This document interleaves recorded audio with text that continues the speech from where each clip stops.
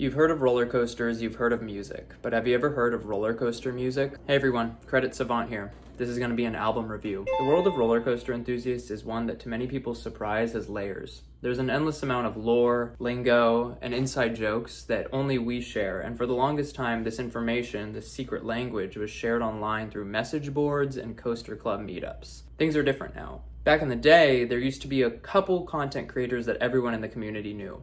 Nowadays, it's like everyone and their mother is a content creator with a unique approach, whether it be through Instagram, TikTok, YouTube, and even Patreon. Creators talk coaster news, do coaster rankings and park vlogs, make coaster simulations, craft video essays about coaster histories and problematic roller coasters, and explain mechanical ride failures. The list goes on and on. This would lead one to believe that we've covered all our bases, leaving no new ways for roller coasters to be explored through shared media. How in a community so oversaturated with content can something be created that feels like a breath of fresh air? Something that demands respect and attention. This, of course, is where Thoosie Mob comes in. Thoosie Mob, named after the legendary rap group Goody Mob, is a mysterious musical project with roller coasters and the amusement industry as its centerpiece. It's led by a ragtag group of pseudonym-laden characters, and their logo tells you all you need to know.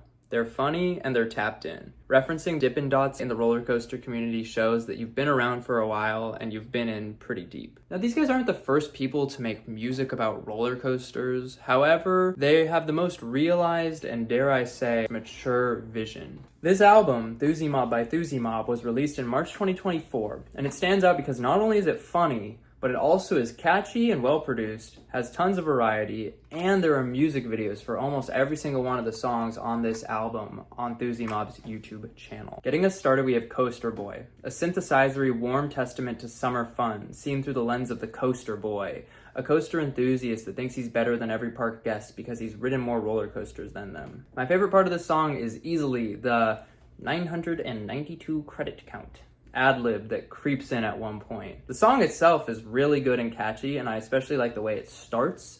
It's just immediately a vibe. 8 out of 10. Next up, we have Family Owned, perhaps the most challenging song on this album because of its little bleeps and bloops. It chugs along at a frantic pace, demanding that you keep up with it. The Indiana Beach to Knoebels pipeline is called out, and it's especially cool that Stricker's Grove is quietly name-dropped if you're paying close enough attention. 7 out of 10. The big smash hit of the album, All Clear and You're Out of Here, is next. This one has the most views of any of their YouTube videos, and though I do think it's catchy, I honestly think that a lot of the other songs on the album deserve the same amount or more recognition than this song.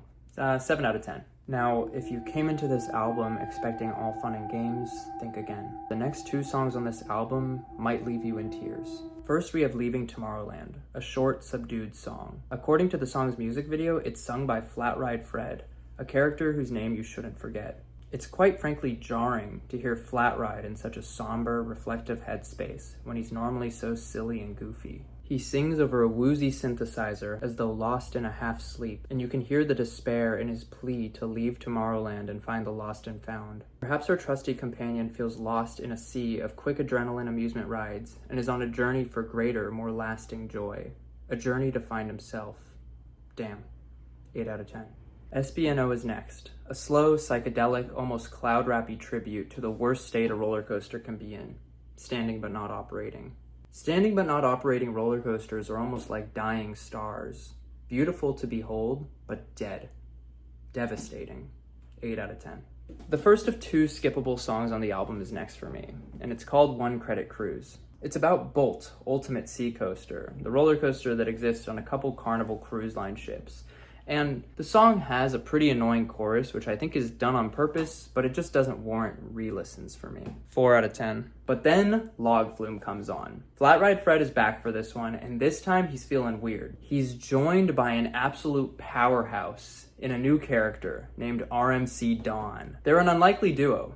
Flat Ride Fred sounds like he looks like this, and RMC Dawn sounds like the Hulk. Somehow they pull off the catchiest song on the album. This is nothing but a banger. 9 out of 10. National Roller Coaster Museum and Archives is the sleeper hit of the album for me. The first few listens it didn't stick, but then it started to grow on me more and more the more I paid attention to the lyrics. This one has some of the best lyricism on the album, and it just goes to show how tapped in the mob really is. Gotta love a song that goes beyond just the ride experience and delves deeper into the lore of the coaster community, and choosing the National Roller Coaster Museum and Archives really is a fascinating topic. I also love the spoken word part at the beginning, and there's a crazy Easter egg at the beginning of the music video. 8 out of 10. Grand Pavilion Blues is the second and last song on this album that I don't really love. It's better than One Credit Cruise, but it doesn't have the musicality or lyricism as all the other songs on this album. 5 out of 10. Next up, we have a song that I love the concept of, and I think that it's executed really well musically too. It's got a bass line that just makes you wanna,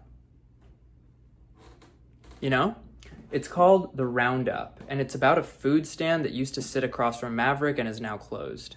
Raise your gold cup, turn the sound up, this one goes out to the Roundup is a fantastic line.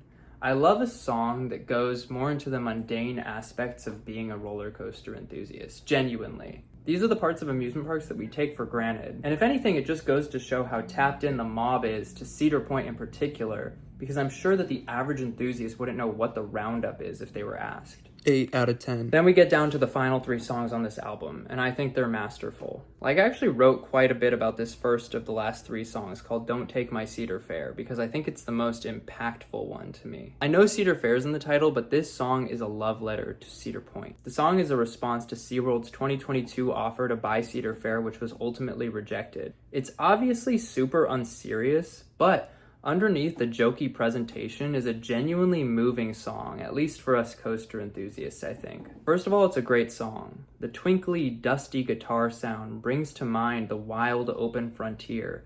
And honestly, it kind of sounds a lot like acetone if you really slowed it down. The best part of the song is at the very beginning when he says, "Long live the CP&LE Railroad, long live Cedar Point." The CP&LE Railroad is the Cedar Point and Lake Erie Railroad. It's just the way he says it, even though it's like filtered through a silly lens, it hits deep. That's because, though it's all a joke, it's also not. These people clearly care so much about amusement parks, namely Cedar Point, that they're making music. Awesome, silly songs about it all. And it was at this moment in my listening experience where I actually felt the gravity of why it's important and fun to be a part of this niche community. You know, we'll go so out of our way to do stuff like this. It's just a silly little interest, but these people have made something tangible, something physical because of it. And it's just so cool to see. Anyways, the song then continues to essentially mock SeaWorld and imagine what Cedar Point would look like if SeaWorld took over. And spoiler, one of the names they throw out is Top Krill Dragster. And you don't even want to know what they call Steel Vengeance. 9 out of 10. Second up in this victory lap of ending songs is, of course, Disaster Transport. This song has a sparse, creepy electronic beat, and the narrator's tone is tough to track down. Is he excited, apprehensive, wistful? It's kind of all of the above. And at the very least, it's for sure that the chorus is pretty haunting. He sounds like his voice is just trembling through it. Also, watching the music video alongside this one is a really nice experience. I wish I'd written Disaster Transport. 8 out of 10. Finally, we have the song that introduced me to the mob, and that is Hyper Giga Strata. We meet a new character on this song, and that's Wacky Worm. And Wacky Worm has one of the hardest producer tags I've ever heard in my life. Wacky's joined on this one by the undisputed king, RMC Dawn, who cements himself as one of the all-time greats with the bar, "Hey girl, what's your count, what's your home park? Take you on Steel Vengeance after dark." Like, he got it like that. Yeah, this song's just a song you put on when you're chilling. Just chilling with the homies, riding around, just maxing and relaxing. Just not a care in the world. Hyper Giga Strata. There was also a lyric that I misheard for like the year or so that I've known this song as "drove 600 miles from my house just to break bread on a wild mouse." And I actually really liked that. But I was happily surprised to hear that It actually was just to break a rib on a wild mouse. And both are funny. So yeah, this one's a 10 out of 10. And with that, that is my review of Thoosie Mob by Thoosie Mob.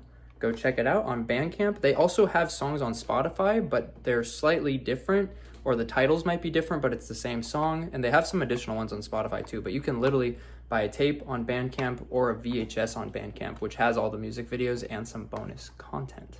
So, Thoosie Mob. Goes without saying, but the cover art goes so insanely hard.